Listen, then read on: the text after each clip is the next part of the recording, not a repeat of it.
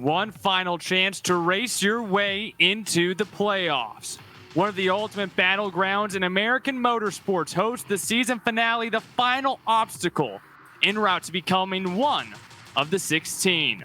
Welcome to round 15 of the MPI Cup Series, live from the virtual Bristol Motor Speedway on Podium eSports. It's the Icon Race Graphics 250 at the last great Coliseum.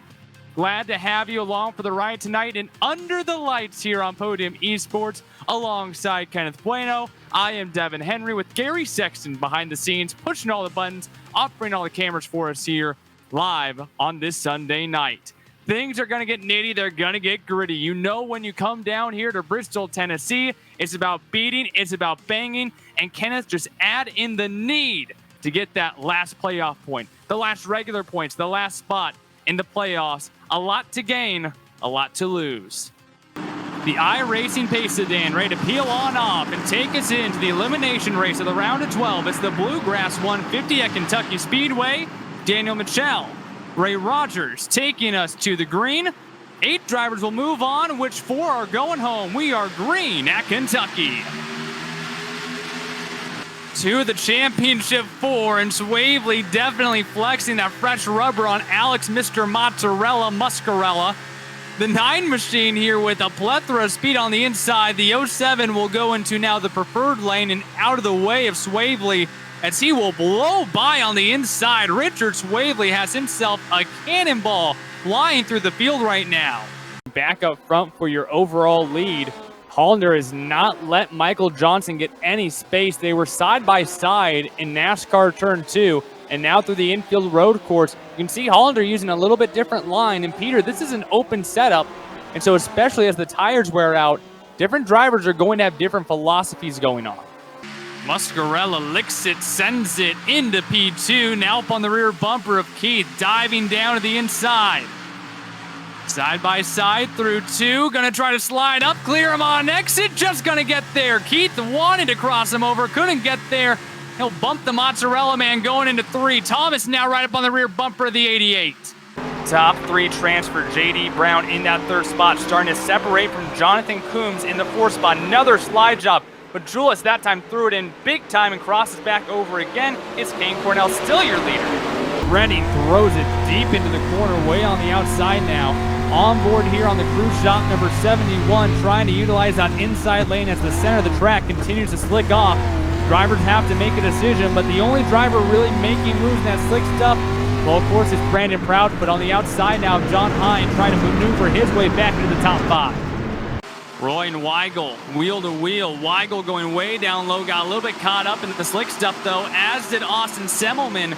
The 82 machine now under fire from Hallman, and Williams right up on the rear tail tank. Black Car Mafia driver, his whole team about joined the season late, but the 12 having the pace throughout the year to not only clinch his way into the playoffs, but also now to clinch his way into the round of 12. Off of 4 for the 2nd time this year, John Kinder going back to victory lane. He wins at Chicagoland, the SK Sim Racing 225. Richard, everything seemed to end up working out at the end for you there for your 2nd win of the season. The 2nd line just never really formed, but take me through the strategy that it took to get that number 9 car out front, and then the work you did with your teammates to keep you there. Not only do the 4 of you sweep the top 4, but Ross Harlow, another one of your playoff teammates, ends up on the podium. So there's a chance that we could have some Blue Line Racing members in that championship 4 to join you, of course. But you're locked in. You have your teammate finish 3rd, a top 4 sweep for Blue Line Racing. Just tell me a little bit about this team. You guys have been so strong all year long, and it seems like all of you are really getting hot at the right time. Richard, congratulations on the victory here in the Abruzzi Raceware 250, locked into the championship 4. We'll see you next week. We can kind of relax, and then time to fight for a championship at Kansas. Congratulations, Richard. Well, that will do it from the Abruzzi Raceware 250 at Talladega. Richard Swavely moving on to the championship race at Kansas. For Dakota Curtis at the MPI Cup Series. For Ryan Bauer, James Pike, Cisco Scarmuza, and John Theater at Podium eSports. For our producer, Gary Sexton, and one of our assistants today, Zach Johnson. And for my colleague in the booth, Kenneth Bueno, I am Devon Henry. Thank you so much for watching tonight's broadcast of the MPI Cup Series from the Talladega Super Speedway We look forward to seeing you next Sunday night, 9:15 Eastern, for the elimination race of the round of 8 for the MPI Cup Series at Michigan International Speedway. The inaugural champion in first, the Season 2 champion in 7th, one of the drivers who will become the Season 3 champion, 2nd through 5th. This concludes the iRacing Midway Race Break with over 170,000 drivers on the service and 90 laser scan tracks and cars to choose from. iRacing is your portal to the racing world. Get on track today at iRacing.com. One final stage for the season for the MPI Cup Series. The inaugural champion leads them back to green, back underway at Kansas to decide our Season 3 champion.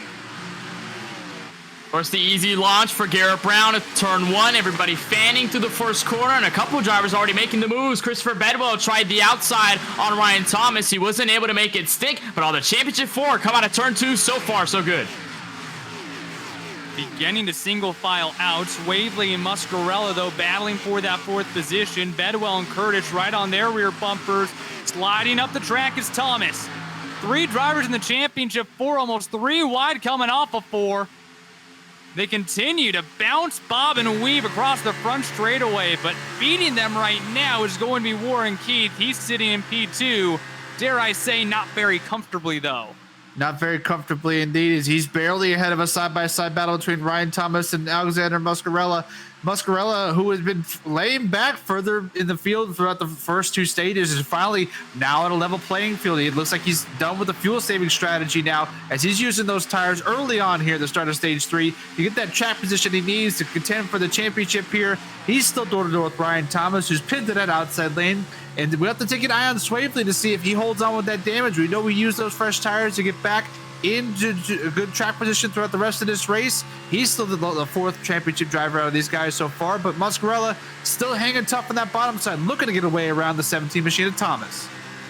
Still using that inside extremely well for momentum. Swavely can't find a way around the 07. The inside is supposed to be the less favorable of the 2 lanes, but the Blue Line Racing driver can't quite get around him or Christopher Bedwell, the number 95 machine, currently working the inside lane to get into the top 5 himself. We saw him get up through position on a nice strategy through about stage 1 and coming to stage 2. He's put himself nicely in this battle, but I'm saying that 07 is making it work down low. You probably wouldn't expect him to do so considering everybody's right to that safer barrier, comfortably snugged in. That 07 is working that white line, and he's actually gaining a little time to the center of corner and almost to the exit. So everybody on the outside comes back down the hill, able to get that run. He's really making the 17 work for the position now, which I think will only help the 88 kind of walk away along with their race leader, Garrett Brown, as they come out of 2. And we really haven't seen this all night. The entire front pack still scrunched up in a ball. Garrett Brown attempting to widen the gap over Warren Keith. He can't quite seem to get a lot. Swavely is still riding the wall right now up atop these Kansas high banks. Keith and Thomas still leading the championship hunt, though. 90 laps to go from Kansas. Keith now peeking to the outside. A great run down the front straightaway. The 88 looking for the lead. Brown sends it into turn 1 and holds on to it for the time being. He really shipped it off in there into turn 1. Keith has another great run come off the exit of turn 2 that time. Gets close to the bumper of the 21, but can't do nothing there.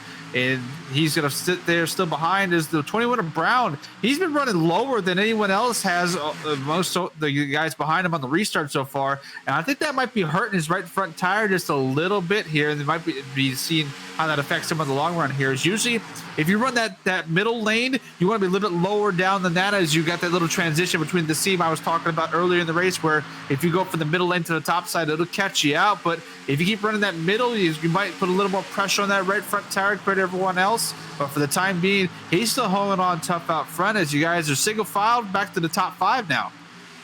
The top 5 single file, that includes the championship 4, 2nd through 5th, as Wyatt Brackett threads the needle, going 3 wide down the front straightaway, gets a 2 for 1. Wyatt Brackett up to P6. This Black Car Mafia team, John Kinder won a couple races. Wyatt Brackett has had some great performances. Justin Winters as well. They came on the scene late this season, but making some noise here in the playoffs. Yeah, Brackett's making some noise here on this recent walk up through the field. He started 21st on the starting grid. He's moved himself now to P number 6, just shy of the top 5 right now. So a very good stretch here for Wyatt Brackett. But I think many, Devin, in this run are going to be thinking about what they can do when the laps start to wind down, because you see the tires start to wear out. The field is going to separate. So now you may have to think about what's going to happen if the field just stays like this, single file, maybe some side-by-sides, or maybe some small packs throughout the top drivers in the longer run. We'll try to see how that works, but for now, every tucked up to that safer barrier. No moves from now from the top 5. And for now, at least, the top half of this field is finally single filed out. Everyone's getting back into their rhythm. So, Michael, for these Championship 4 drivers, right now you just kind of have to settle in, get your rhythm, get your speed, make the run to the guy in front of you. But for all 4 of these drivers, what are you focusing on right now? Especially if you're Alex Muscarella, you got to pass 3 cars here. Well, I'm thinking back to something we were talking about during the commercial break at the end of stage 2, and that was the fact of trying to make this a one-stop here to the end of the race. I mean, we saw it where these guys were planning on a one-stop strategy for stage 2, trying to make it to the end of the stage, is maybe trap people lap down. And this might play a factor into it too, because I mean, if you make 2 pit stops here, you're giving up a lot of track position, a lot of time to those who are trying to make it on the one stop. As the 9 of Swavely almost tags the outside wall at turn 2, he might lose that spot to Muscarella, as Muscarella's going to send it down the bottom side and clear the 9 machine through the center of 3 and 4.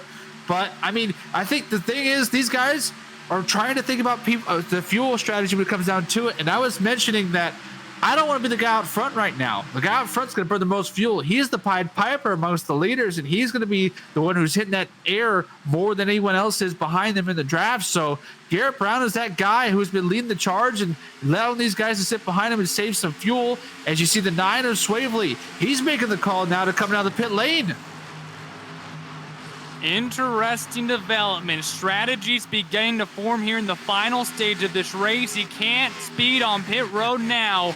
Swavely ducks down for service here, although you're still going to need a little bit more service. This will not be the final stop, guys.